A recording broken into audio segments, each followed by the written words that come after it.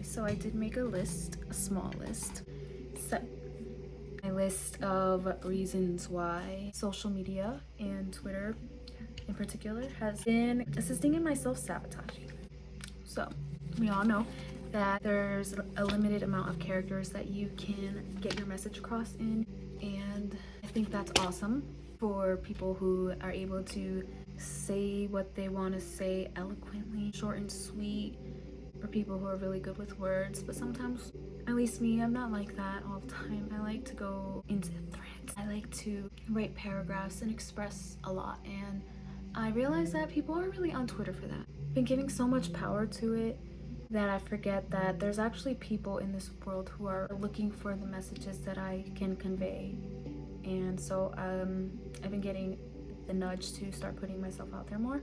It feels like a lot of times I'm trying to convey a message and then I realize like it's not fitting the tweet aesthetic of like 140 characters or whatever. I find myself battling between being aesthetically pleasing and palatable for people versus like being really expressive the way I want to. So I realize like it's like I have to choose in between sometimes. What I love to do is express myself and to convey my energy and help people to understand their energy. So I realize, it's been kind of holding me back. I'll literally like tweet things and then I kind of will forget about it. Like, you know how many books I've could have written right now? Dozens of books just based off of things I tweet about. Like if I want to, I can go through my Twitter and like create books through things and topics that I have. So it's been kind of like this. I know this is not really like the term echo chamber that I really want to say. It sounds like it is, but it's not really. You know what echo chamber is. I guess some ways I do use it as an echo chamber because I wouldn't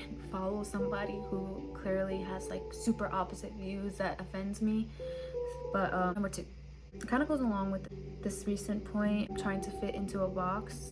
It almost feels like with all these different personalities, the popularity, the For You page, projecting like things that you are also interested in can make you feel really left out and feel like you need to fit in a box, put labels on yourself. And I'm realizing that has had an effect on the way I feel open with expressing myself. Sometimes it feels like I'm battling with some invisible entity to be something that I'm not in order to be seen. It's kind of symbolic. Particularly this For You page function. At this point, it's like the first thing I see when I go on Twitter, so I kind of can't run away from it. But a loophole is just like the law of attraction, the more things that you do focus on. So let's say I love cat pics and I love cute little animal videos and stuff, and I also love philosophy, astrology and stuff. So they kind of like watch what you are interested in, even though I do say do not track. So I will see through my timeline very triggering things, and it's like I can't even look away. It's just enticing. You know how we are as humans. It's not conducive. It's like a waste of time to indulge in that and to worry about other people's drama. But for some reason, we're like wired to like be drawn into that kind of stuff, especially if you see all over your timeline everybody else is talking about it and you want to be included in the conversation. You want to be a part of the community.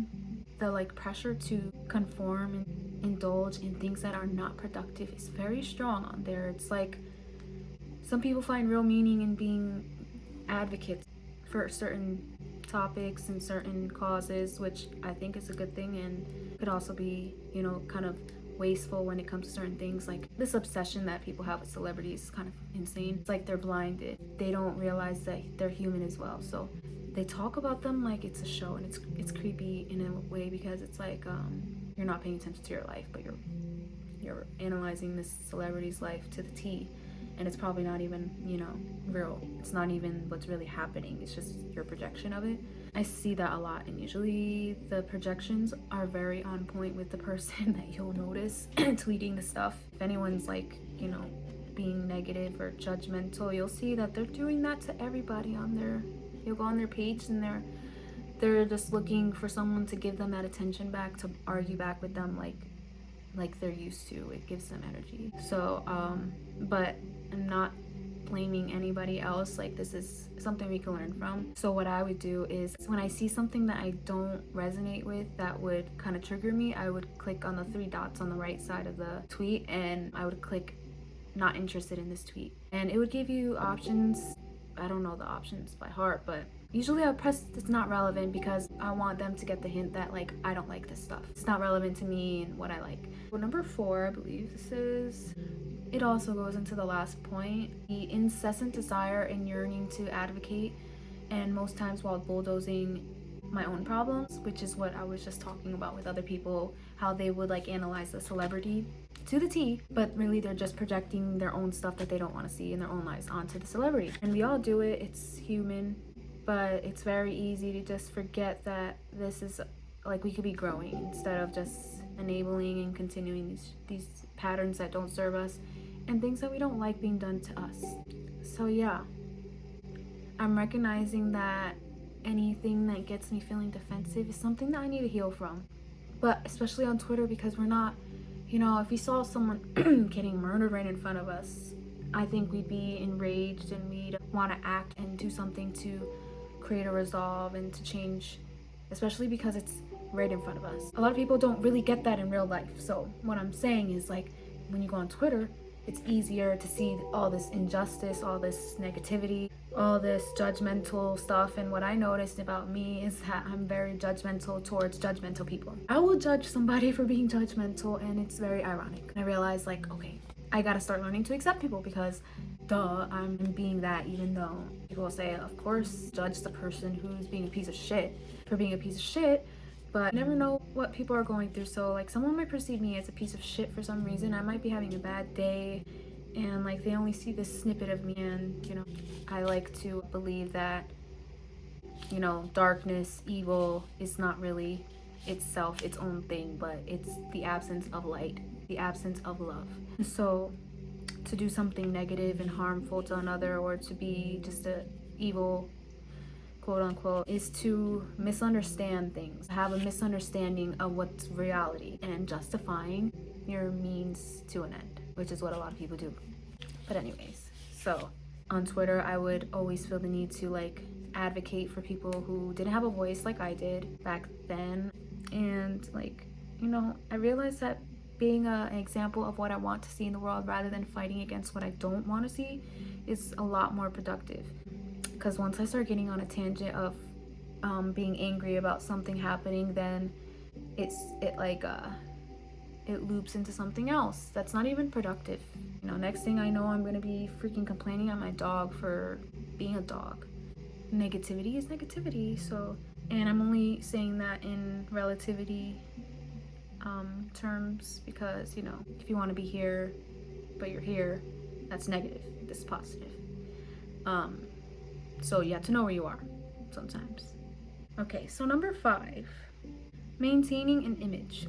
For me, knowing people can zoom in anytime on like anything I say in particular and separate it from who I am and create their own narrative about who they think I am and run with it is something that has like kind of driven me to, I guess, oversteer in the way that I know I'm going to be perceived. So it's like, let's say that I'm in a mood to convey a message, but then I get this voice in my head, of negative voice saying, like what their response would be if I tweeted this. So I would then try to erase it and make myself a little more palpable so that no one misunderstands me and comes at my neck.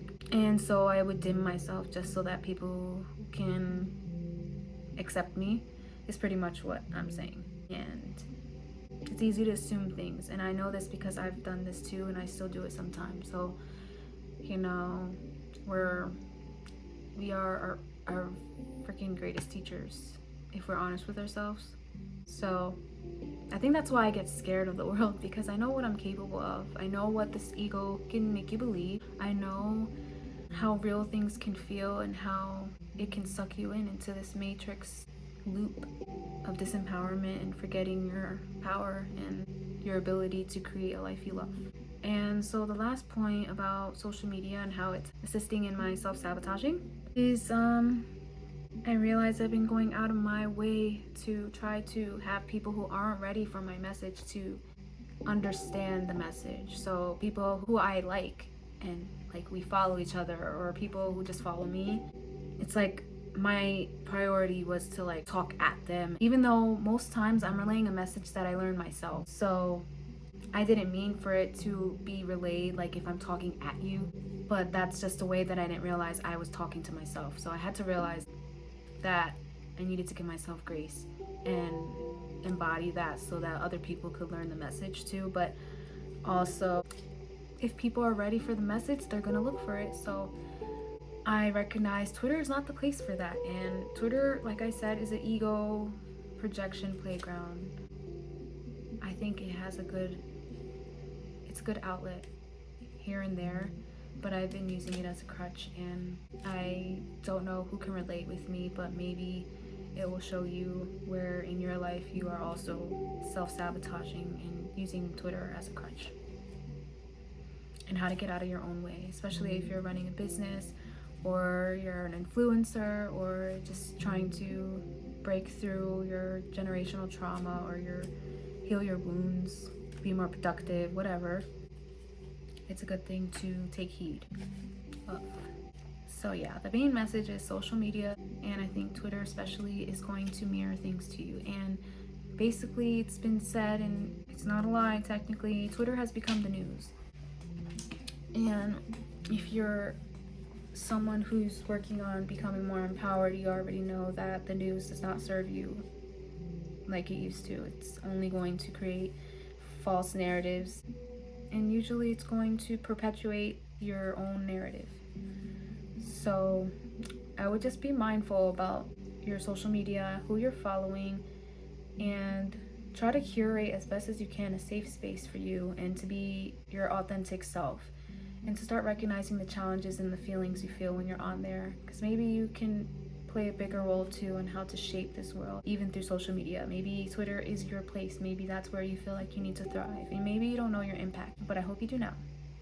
And I think that me recognizing this will mean that I will be able to get out of my own way when it comes to talking about the things that I love and being what I like to be.